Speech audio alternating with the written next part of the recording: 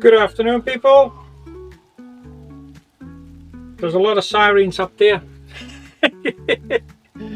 Yeah, I'm on the Northern Motorway basically, and I wanted to go up north, but there seems to be an accident in front of me, and I went like, nah, I'm just gonna get off at one of the truck stops and give myself a meal in about half an hour or an hour or so. It's in the afternoon. It's not even 5 o'clock yet. It's I left about 3 o'clock.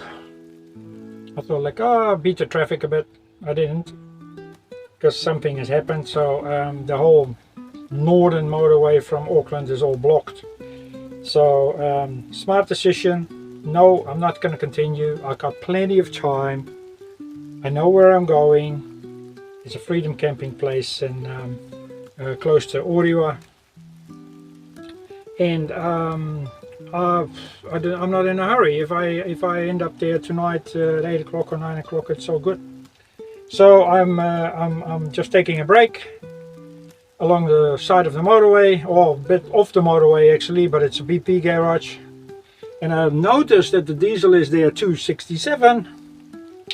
I just fueled up for 194 in Henderson, because I got a discount card, which is really handy.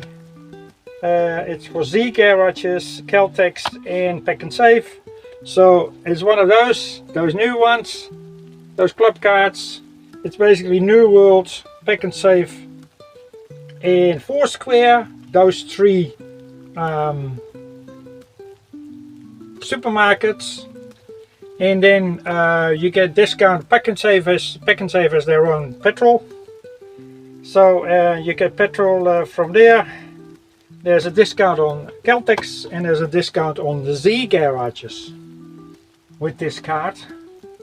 So 210 minus 12 cents, 198, yes, instead of, what is it, 267. That's a lot of money. That's a lot of difference. That's a lot of difference. So I'm glad I did that, because I fueled it up all to the brink. And we haven't had it that cheap yet. The economy in New Zealand is actually apparently, according to and that's why the petrol has come down a bit as well. First of all, people questioned why we're actually having a high cost for petrol. Well, none of our petrol goes through the Strait of Hormuz.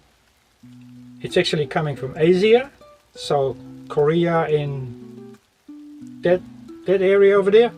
So our oil is not coming from the Strait of Hormuz. So people got the big wigs got questioned by the little man like us, like oh, what's going on? And they luckily we had some people in the media that said like, hey, this is not right, and the government has done something about it, and the fuel has gone down because there was no reason for it to be that high.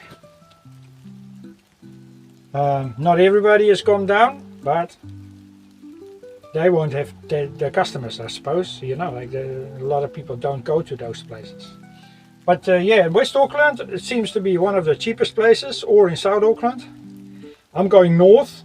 North is quite expensive, so I'm glad I've got a full tank of diesel, which is about 75 liters, which is good. I'm not going all the way up north because I only got 3 weeks, and there's so many places to visit.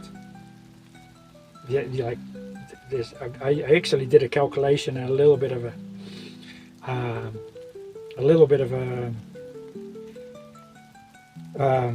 planning. Although I don't like plannings because they always fall through. There's about 40 places where I can go freedom camping, or there's 3 NZ MCA camps as well. I think it's 4 actually. So say 35 freedom camping and 4 to 5 NZ MCA camps for $5 a night. And I actually want to visit them all, but I can't do those in 3 weeks, of course. I'll do a little bit now, then I have to go back to Auckland again in about 3 weeks for another spate of hospital visits with my girl, with my middle daughter, and then after that I'll see what happens, but I'll probably do it in 2 slots or something. And there will be a lot of filming involved, although the weather for this week is shite. It's not nice, but real van life, guys, is not all sunny beaches, right? I'll see you shortly.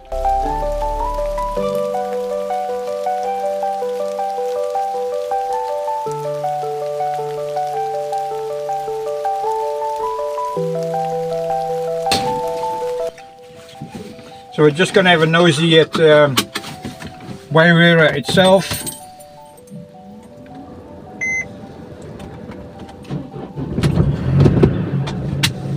And I haven't been there for ages actually, to be honest. So this car park where I was last night, on some maps it says it's a freedom camping place. On other maps they're not there. Most likely because the council changed their mind. But we didn't get boarded last night, so that's okay. So it's yeah, sometimes it's just a little bit we use the word dodgy because it's uncertain if you're actually supposed to park there or not. But yeah. So it is. Waiwera is a really small little township. I do believe there's still a hotel there. And on the right hand side over here, a little bit further on, there's a big fence. They used to have a huge hot pool, like where the water was heated by lava under the ground over here, and that's been there since like either the 1920s or even earlier. On the right hand side it's all completely empty now. I will park there and have a nosy around. It's a shame because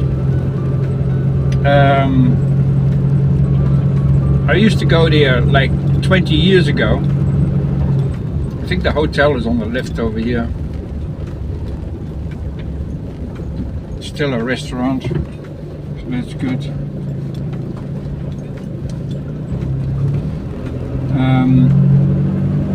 Yeah, it's unfortunate that that hot pool has just disappeared. basically. It is a bit rough today, so, and there's clear signs over here, no parking or camping. But as you can see, the seaside is over here, and this is where the bus turns as well. So I can park here for 30 minutes, which I will.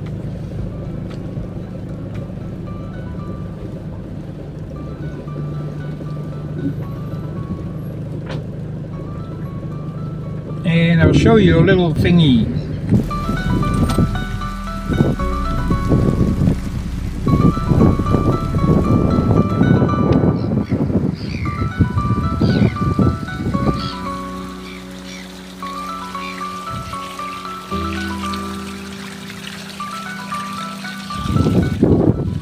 So that was interesting. I just went to that toilet block over there, and there was a homeless person basically bunking in there.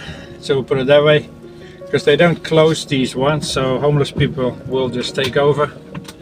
He claimed he was an ex-Buddhist monk, but he veered away from it. But he had a few wisdom words for me, words of wisdom. So we'll put it that way, and say, yes, I can see you're coming from the Buddhist background, because I have read about it. You know, I'll do a little bit of reading every once in a while. So that's Waiwera, but yeah, it's got homeless people here as well, you know, like they're basically everywhere. Yeah, that tap, that's actually water coming out of the ground. And some of these people over here who live here, they have their own swimming pool, and they heat it with natural water, which is great. But we're on our way to Puhoi, which has another interesting story.